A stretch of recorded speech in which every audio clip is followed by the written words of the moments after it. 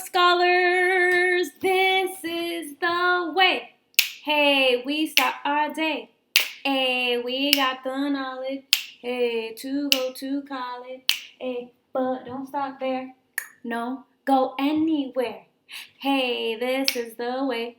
Hey, we start our day. Hey, I said a hey, bro, scholars, was a party at? Right here in these books. Said a hey, Brooks Scholars, what time is it? Time to motivate you. Good morning, book scholars, and welcome to Monday Word Study. I'm sure you're wondering where Simba is. And Simba is currently in the washing machine because, he's been helping me erase my board and hanging out with me for a few weeks doing remote learning. So he needed like a quick little bath, okay? So he will be back tomorrow, and he misses you. And I wish he were in this video. I feel so weird without him, but it's okay because he knows that you have the knowledge to go to college, so therefore we have to keep going without him. Got it? Got it. Alrighty, friends, we're going to start with simple subject and simple predicate, just like we always do. So make sure you set up your slate with S.S, little line, S.P, little line. I know we took 2 days off to get our brains nice and relaxed and fresh. So we're going to go over what a simple subject and what a simple predicate is. So what is a simple subject? When you think about a sentence, what is a simple subject? If you said a simple subject is who or what the sentence is about, I said I'll give your brain a kiss. Mwah. A simple predicate is, well, if you said a simple predicate is the action or the verb that is happening in that sentence, great job. Now we know we've been following a little rule. The rule you can follow is find the simple predicate first. What verb is happening? What action is happening? And then you can figure out who or what simple subject or your noun is. So the sentence for today is, the little girl read the book, Something Happened in Our Town. Again, the little girl read the book, Something Happened in Our Town. So remember, find the simple predicate, so the action, and then you can figure out what the simple subject is, who or what is doing that action. Go.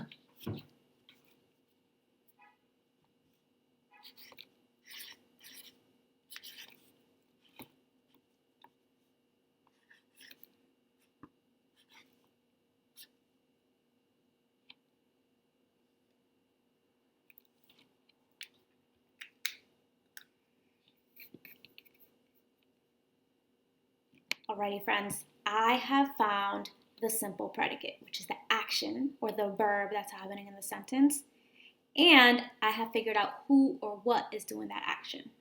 If you are still trying to figure out, no big deal, just pause the video and we can go over it together when you press play. If you said the action was read, as in reading, great job. And then if you said who or what was doing that action is the girl, just girl, great job. So the action is read, and who or what was reading? Girl. Now remember, if you put little girl, the little part is not the simple subject because little is not a noun. It's not a person, place, thing, animal, or an idea. It's actually an adjective. So it's describing the girl. And again, an adjective describes a noun. Now the simple noun, the simple subject, which is just a noun, is girl. And what the action she was doing was reading or read. Hopefully you guys did an amazing job. Next up we have a more grammar. Today we're going to be looking for verbs within a passage. So friends, what is a verb? What is a verb. If you said, well, Ms. Vargas, there's actually 2 different types of verbs. Great job. What are the 2 different types of verbs? If you said action verbs and an action verb is in action, great job. If you said being verbs, and we know that the being verbs that we have learned in the 1st grade are is, am, are, was, were, and will be. I said I'll give your brain a kiss. Mwah. Awesome, awesome job, friends. 2 different types of verbs, and we're going to be looking for those within the passage that we read today.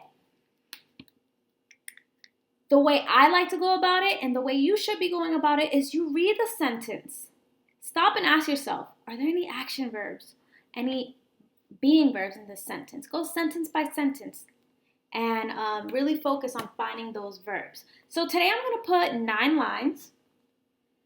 Verb 1 or verbs 2, 3, 4, 5, 6, 7, 8, 9.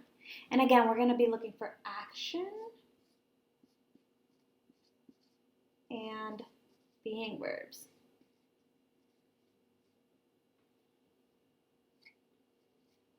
Alrighty, friends? Awesome. The passage goes as follows.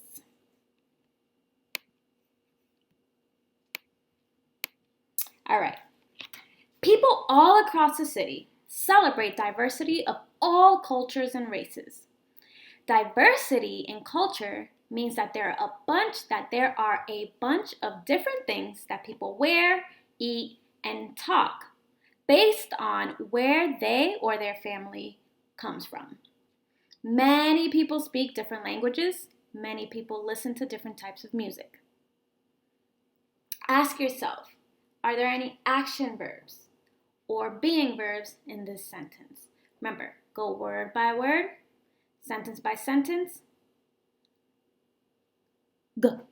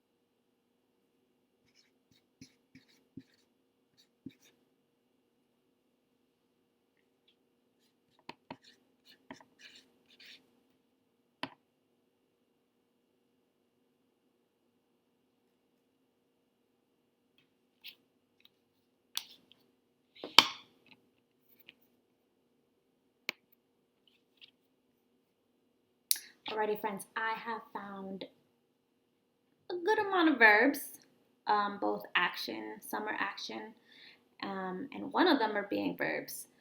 If you need more time, pause the video, and when you press play, we can go over them together. So I have found 3, 6, 7 verbs. So if you found 4 to 5 or 6 or 7, great job. That means you're really pushing yourself to stop and think about those verbs in every sentence. So let's go sentence by sentence. People all across the city celebrate. To celebrate is an action. When you're celebrating something, it's something that you can do. Celebrate diversity of all cultures and races. Diversity in culture means that there are is a being verb. A bunch of different things that people wear, to wear something, we're wearing something, that's an action. Eat, to eat is an action. And talk, to talk is an action. So wear, eat, and talk. based on where they or their family come from. Many people speak. To speak is an action. Different languages. Many people listen. To listen is also an action, so it's a verb. To different types of music. So hopefully you found a good amount of those verbs. And if you had any trouble with this, please feel free to reach out to your homeroom teacher or put a star on it. And when it's time for you to conference, you know what questions to ask your teachers. Next up, we have dictation. I'm going to say the sentence twice. You're going to say it with me the third time. We are definitely going to go over our writing habits because, we took a little break from learning, so I just want to give you a quick reminder.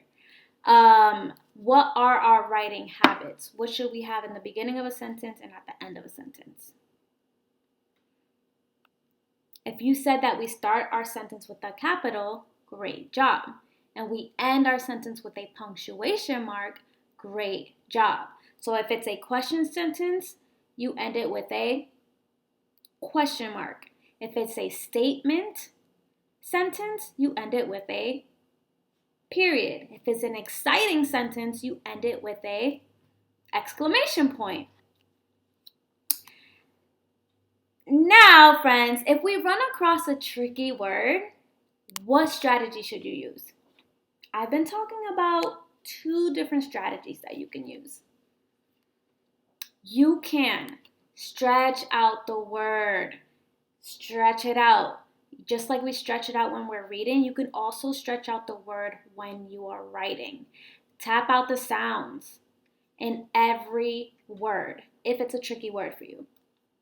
You can also chunk it by syllables and then put the word together.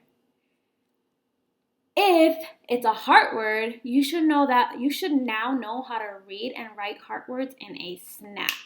Now, what if it's a proper noun or a day of the week or a name of a month? What should they be? If you said they should be capitalized, great job. So now that we've run over our writing habits, I want you to be thinking about this as you write this sentence. And again, I've been saying that we're getting closer to 2nd grade, so I'm going to be challenging your brain. We're going to be building those muscles by making the words a little tougher or making the sentences a little longer. So, today's sentence is, on Tuesday morning, we learned about the word protest. On Tuesday morning, we learned about the word protest. All together, on Tuesday morning, we learned about the word protest. 9. Go.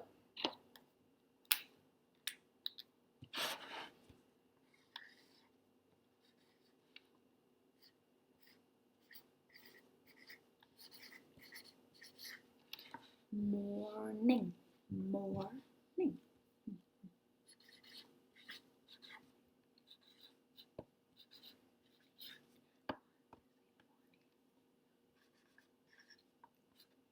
Learned.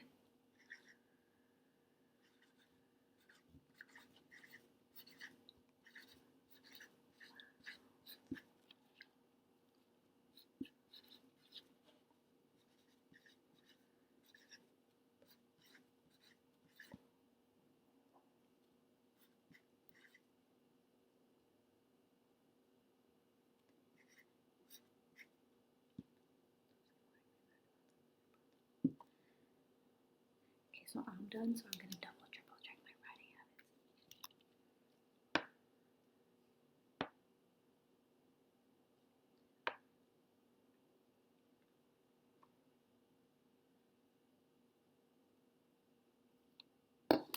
All right, friends, I have written down the sentence. If you are still writing down the sentence because you're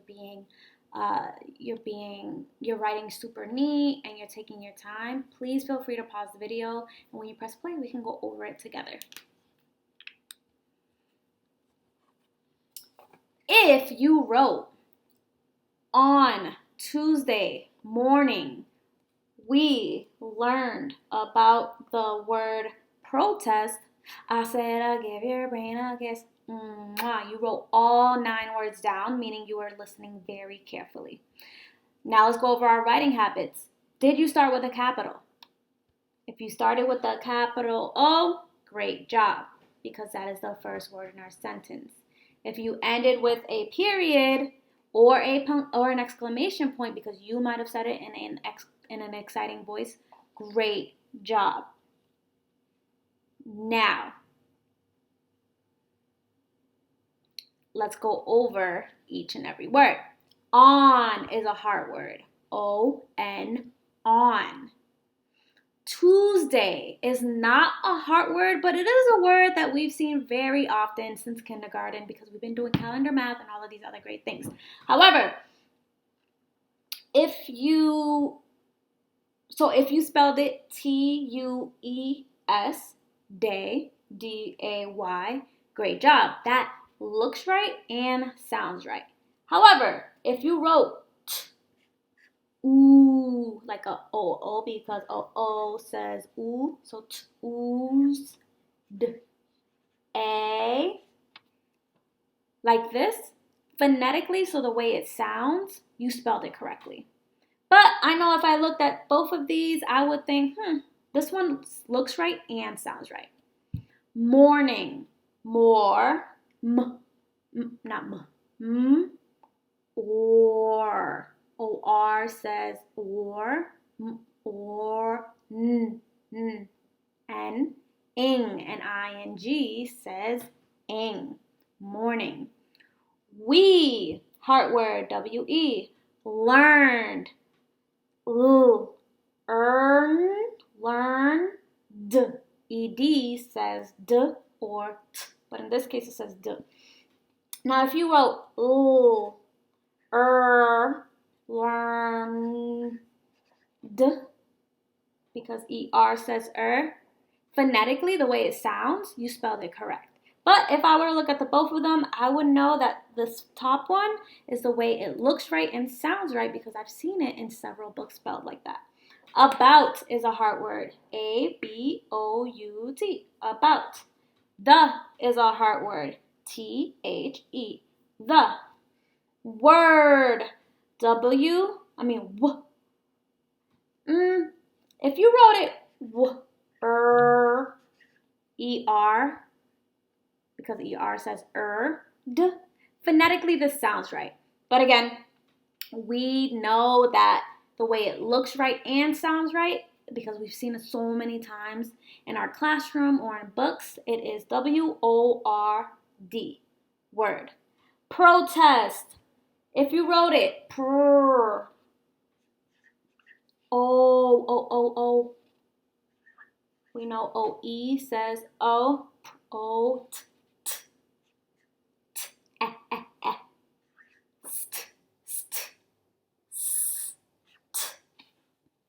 something like this. If you wrote it something like this, phonetically, the way it sounds, you spelled it correct. But the way it looks right and sounds right, because we read it, we've been learning about it recently, it is Protest. But again, if you wrote it like this, phonetically, the way it sounds, you wrote it correctly. And that's all we want to see, is that you're stretching out the way the word sounds, stretching out every sound in the word.